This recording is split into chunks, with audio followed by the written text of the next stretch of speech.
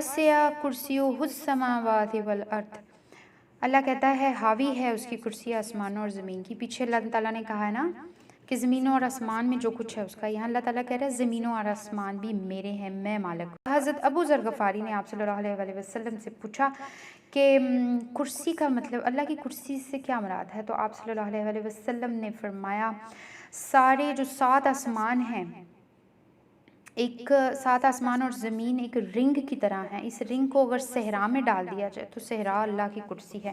کرسی لفظ کرس سے نکلا ہے جس کا مطلب ہے فاؤنڈیشن، بنیاد دینا کسی بلڈنگ کو۔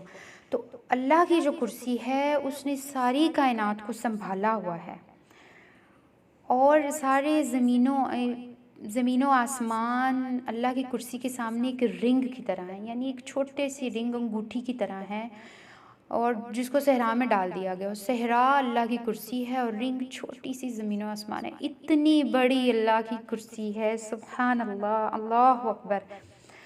تو حضرت ابو ذر غفاری نے کہا تو اللہ کے نبی صلی اللہ علیہ وآلہ وسلم، تو اللہ کا عرش کیا ہے؟ تو آپ صلی اللہ علیہ وآلہ وسلم نے فرمایا یہ اللہ کی جو کرسی ہے اللہ کے عرش کے سامنے کے رنگ کی طرح ہے، یعنی اتنی چھوٹی ہے، اور اللہ کا عرش اتنا بڑا ہے۔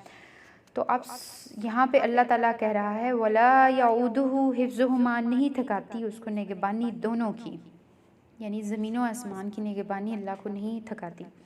جیسے آپ نے کوئی چوکیدار رکھا ہوا ہے گھر میں، وہ اونگ جاتا ہے، اس کو نیند آ جاتی ہے، لیکن اللہ ہماری ایسی نگہبانی کر رہا ہے کہ وہ تھکتا نہیں ہے، سوتا نہیں ہے۔ اگر سونے والا تو اچھا نگہبان نہ ہوا، اللہ کوالٹی شو کر رہے ہیں اپنی نگہبانی کی کہ میں ایسا ہوں جو مجھے تھکاتی نہیں ہے نگہبانی۔ اتنی بڑی سلطنت، اتنی بڑی کائنات، جب ہم اتنی بڑی کائنات کا ذکر کرتے ہیں، جسے سائنسدان آپ نے دیکھا ہے کائنات کا ذکر کرتے ہوئے ان کی آنکھیں دیکھنے والے ہوتی ہیں، زمین آسمان اتنے بڑے، اتنی بڑی گلیکسیز، آپ ایک بڑے چارٹ پہ ایک چھوٹا سا ڈاٹ لگائیں تو صرف اس بڑی دنیا ہے، اور آپ سوچیں کہ کائنات کتنی بڑی ہوگی۔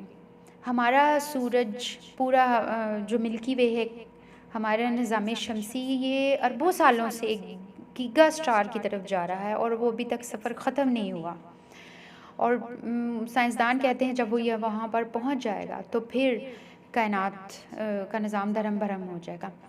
یعنی آپ دیکھیں بلینز آف گلیکسیز ہیں، وہ ایک دوسرے کے بیچ سے ایسے گزر جاتی ہیں، بیچ سے گزرتی ہیں، اللہ نے ایسا راستہ بنایا ہوا، وہ ایک دوسرے کے بیچ سے گزر جاتی ہیں اور کوئی کسی سے ٹکراتا نہیں۔ اللہ اکبر، سبحان اللہ۔ تو اللہ کہہ رہا ہے وہ اتنی بڑی کائنات، اتنی بڑی سلطنت کی نگہبانی مجھے تھکاتی نہیں ہے۔ وَهُوَ الْعَلِيُّ الْعَظِيمُ، اللہ کہتا ہے،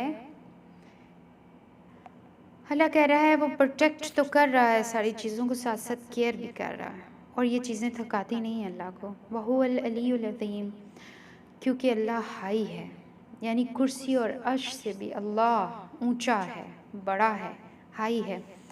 اچھا، یہاں پر علماء کے نزدیک اللہ کی جو کرسی اور عرش کا ہے وہ ذکر حقیقت میں بھی ہو سکتا ہے، یا پھر وہ ہمیں سمجھانے کے لیے بھی ہو سکتا ہے کہ اللہ کی سلطنت ہے، پاورز ہیں، اس کو سمجھانے کے لیے اس کا حوالہ دیا گیا ہے۔ اس سے پچھلی آیت میں جائیں تو ہمیں سمجھ آئے گی یہاں اللہ تعالیٰ اس بات کا سفارش کا ذکر کیوں ہو رہا ہے اس دن کی۔ تو آپ 54 آیت میں پڑھیں گے، اللہ کہتا ہے اے ایمان والو خرچ کرو اس میں سے جو متاع دیا ہم نے تم کو، اس سے پہلے آئے وہ دن، نہ ہوگی سودے بازی جس میں، اور نہ کام آئے گی دوستی اور نہ ہی سفارش، اور جو اس کے منکر ہے وہی ظالم ہے۔ یہاں اللہ تعالیٰ ہمیں، اس کے بعد آیت الکرسی شروع ہو جاتی ہے، اللہ تعالیٰ ہمیں اس دن کے لیے تیار کر رہا ہے مینٹلی، کہ اس دن میں نہ دوستی نے کام آنا، نہ سفارش نے کام آنا، ایک چیز کام آئے گی، جو تم نے دنیا میں مال دیا ہوگا وہ تمہارے کام آئے گا۔ اللہ نے ہدایت اور گمراہی کے بارے میں اپنا ایک قانون بنا دیا ہے، اور اس کے مطابق ہی معاملات کر رہا ہے۔ جو لوگ حق کے سچے طالب ہیں ان کے لیے وہ ہدایت کا راستہ کھولتا ہے، اور جو لوگ حق سے انحراف جان بوجھ کر اختیار کرتے ہیں ان کو اللہ مہلت دیتا ہے، پھر یہ بتدریج اس راستے پر بڑھتے چلے جاتے ہیں جس کے نتیجے میں ان کے لوٹ کر حق کی طرف آنے کے امکانات ختم ہے۔ یہ سوچے ہوئے ہیں کہ ان کو کسی کی سفارش بچا لے گی، انہیں معلوم ہے حق کیا ہے، لیکن اس کے باوجود ڈٹے ہوئے ہیں، تو ایسے لوگوں کو اللہ کہہ رہا ہے کوئی سفارش اس دن کام نہیں آئے گی، اس دن صرف تمہارا اللہ کی راہ میں خرچ کیا ہوا مال کام آئے گا۔ اللہ کہتا ہے انہیں ان کے حال پہ چھوڑ دو اے نبی، جو یہ بحثیں کر رہے ہیں، سیدھے راستے سے انحراف کر رہے ہیں۔ جو کچھ تمہیں دیا ہے اس میں سے خرچ کرو اس دن کے آنے سے پہلے جس دن نہ خرید و فروخت ہوگی، نہ کسی کی دوستی کام آئے گی، نہ سفارش نفع دے گی، اور حقیقت یہ ہے کہ اس دن کے منکر ہی اپنی جان پر ظلم ڈھانے والے ہیں۔ اس صورت میں انفاق اور جہاد کے مضمون ہیں جن سے یہ سارے مباحث پیدا ہوئے ہیں، اور پھر آگے بڑھتے بڑھتے اس مقام پر آ کے پیک پہ یہ بات آ گئی ہے۔ اللہ یہاں سے بات اٹھاتا ہے، کہتا ہے میری راہ میں خرچ کرو۔ صحابہ کو بیسیکلی کہا جا رہا ہے کہ اللہ کی راہ میں خرچ کرو، کیونکہ اسلامی معاشرے کے استحکام کے لیے بڑا ضروری ہے، وہ اس جد و جہد کے لیے بھی جو آپ صلی اللہ علیہ وآلہ وسلم کی قیادت میں ہو رہی ہے۔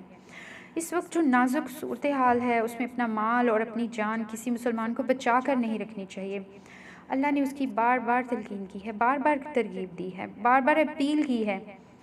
یہاں اللہ کہہ رہا ہے یہ جو دوسرے لوگ بحثوں میں فضول پڑے ہوئے ہیں ان سے نکل کر اپنا وقت ضائع نہ کرو، تم اپنے کاموں کو سر انجام دو، تمہیں اپنی آخرت کی فکر ہونی چاہیے، اللہ کی راہ میں دو، کیونکہ جو اللہ کی راہ میں دیا وہی تمہارا ہے۔ جیسے آپ صلی اللہ علیہ وآلہ وسلم نے ایک دفعہ حضرت اپنی اہلیہ سے پوچھا کہ فلاں فلاں چیز جو میں نے دی تھی اس میں سے کچھ بچا، تو انہوں نے کہا نہیں سب کچھ اللہ کی راہ میں دے دیا، تو آپ صلی اللہ علیہ وآلہ وسلم نے کہا اصل میں تو وہی بچا ہوا ہے۔ تو اصل میں فرینڈز وہی بچا ہے جو اللہ کے لیے جمع کرا دیا جائے، جسے حضرت مسیح علیہ السلام نے بھی بڑے بلیغ الفاظ میں بیان کیا کہ آدمی اپنا مال جہاں رکھتا ہے اصل میں دل بھی وہیں لگا رہتا ہے اس کا، تو اپنا مال اللہ کے پاس رکھ دو تاکہ تمہارا دل بھی وہیں لگا رہے۔ مال کے معاملے میں انبیاء کی تعلیم کا مرکز یہی کہ انسان کو جو کچھ ملا ہے امتحان کے طور پر ملا ہے، اس دنیا میں آزمائش کے لیے آیا ہے۔ یہ دنیا اصلاً ان چیزوں سے فائدہ اٹھانے کی جگہ نہیں ہے۔ ہم سمجھتے ہیں ہم نے خواہشوں کی دنیا بسائی ہوئی ہے، ہمارے بچے ہوں، گھر ہو، گاڑی ہو، اور آخری وقت تک ہم حرص میں رہتے ہیں، بلکہ ان چیزوں کو اکٹھا کرنے کے لیے اپنی جان لگا دیتے ہیں، اور آخر میں یہ سارا مال یہیں رہ جاتا ہے۔ اربوں کروڑوں کمانے والے بھی اپنی کوئی جیسے کہتے ہیں کفن میں کوئی جیب نہیں ہوتی، اپنے ساتھ ایک دھیلا نہیں لے کے جاتے۔ تو اللہ تعالیٰ کہہ رہا ہے جو کچھ میسر ہے اپنے اخراجات پورے کرنے کے علاوہ جو کچھ بھی تمہارے پاس بچے وہ اللہ کے لیے لگاؤ، اللہ کے معاشرے کی خدمت کرو، اپنے دین کی خدمت کرو۔ یہ خدمت ہے جو انسان کو سرفرازی عطا کرے گی کہ تم کہو کہ میرے پاس کروڑوں روپے ہے میں جنت میں کوئی پلاٹ خرید سکتا ہوں، کوئی پلاٹ نہیں ملنے والا، وہاں ہر ایک کو نفسا نفسی ہوگی، کوئی دوست بھی کام نہیں آئے گا۔ اس دن اللہ کا عرش لگنا ہے، اس دن سے سخت دن کوئی نہیں ہے، اس دن کی تیاری کرنی چاہیے۔ Are we ready for that day? میرا خیال ہے ہمیں اس کی تیاری کرنی چاہیے، ہمیں احساس کرنا چاہیے، ہر وقت ہمیں یاد رکھنا چاہیے اللہ ہمیں دیکھ رہا ہے، ہمارا کوئی فیل کوئی کام اللہ سے چھپا ہوا نہیں ہے، چھپا ہوا ہے تو چھپا کر دکھ۔ یہ آیت ہمیں عاجزی پہ مجبور کرتی ہے، ہمیں بتاتی ہے اللہ کتنا بڑا ہے اور ہم کتنے عاجز ہیں۔ ہم تو اپنی نیند تک کو روک نہیں سکتے، ہم کیا کسی کی حفاظت کریں گے، ہم اپنی جان کو حفاظت نہیں کر سکتے، اپنے آپ کو بچا نہیں سکتے۔ ہر چیز کل نفس ذائقۃ الموت، ہر چیز نے جب موت کا ذائقہ چکھ لینا ہے تو پھر کس چیز کے پیچھے ہم بھاگے جا رہے ہیں؟ آئیے اس رب سے ملاقات کی تیاری کریں۔ اس نے پورے قرآن میں بار بار ہمیں یہ یاد دلایا ہے کہ اس دن کی تیاری کرو، اور ہم قرآن کو کھول کر نہیں دیکھتے۔